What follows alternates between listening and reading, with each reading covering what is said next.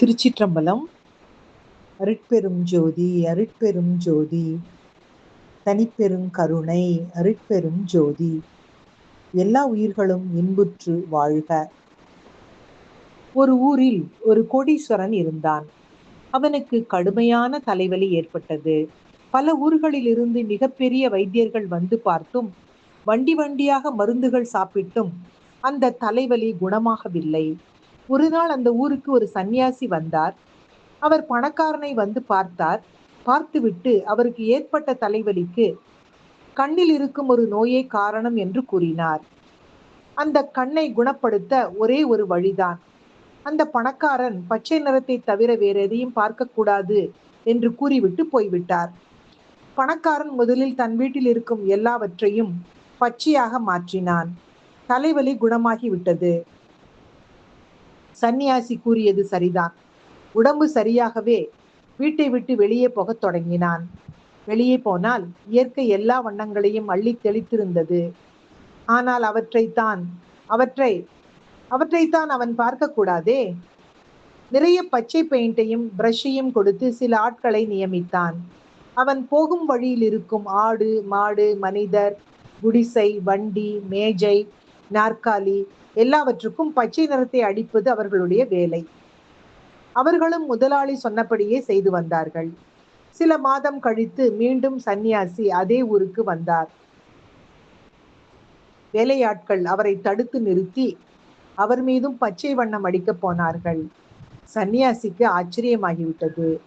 காரணம் கேட்டார். அவர்கள் தங்கள் முதலாளியின் கட்டளை இது என்று கூறினார்கள். சந்நியாசி அதற்கு, என்னை உங்கள் முதலாளியிடம் அழைத்து போங்கள் என்றார். பணக்காரனுக்கு தன் நோயை குணப்படுத்திய சந்நியாசி மீண்டும் வந்ததைக் கண்டு ஒரே மகிழ்ச்சி. வணங்கி அவரை உபசரித்தான். இந்த ஊரில் எல்லாவற்றுக்கும் ஏன் பச்சை பெயிண்ட் அடிக்கிறீர்கள் என்று சந்நியாசி கேட்டார். ஐயா, நீங்கள் சொன்னபடிதான் நான் செய்கிறேன் என்றான் அவன் மிக பணிவோடு. நான் என்ன சொன்னேன் என்றார் சந்நியாசி. பச்சை நிறத்தை தவிர வேறு எதையும் நான் பார்க்க கூடாது என்று கூறினீர்களே ஐயா என்றான். மகனே, நீ லட்சமாக பணத்தை செலவழித்திருக்க வேண்டாம். ஒரு 100 ரூபாய் கொடுத்து பச்சை கண்ணாடி வாங்கி இருந்தால் உன்னை சுற்றி இருக்கும் பொருள்களெல்லாம் பிழைத்திருக்கும். உன் பணமும் வீணாகி இராது.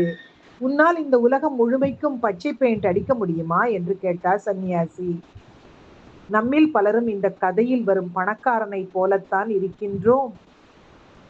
நம்மை திருத்தி அமைத்துக் கொள்வதற்கு பதிலாக உலகத்தை எப்படியாவது மாற்றி அமைத்து விடுவது என்று மிகவும் முயற்சிக்கின்றோம். அது சாத்தியமே அல்ல. மிகுந்த காலமும் உழைப்பும் விரயமான பிறகுதான் திருந்த வேண்டியது நாம் தான் என்பது புரிகிறது.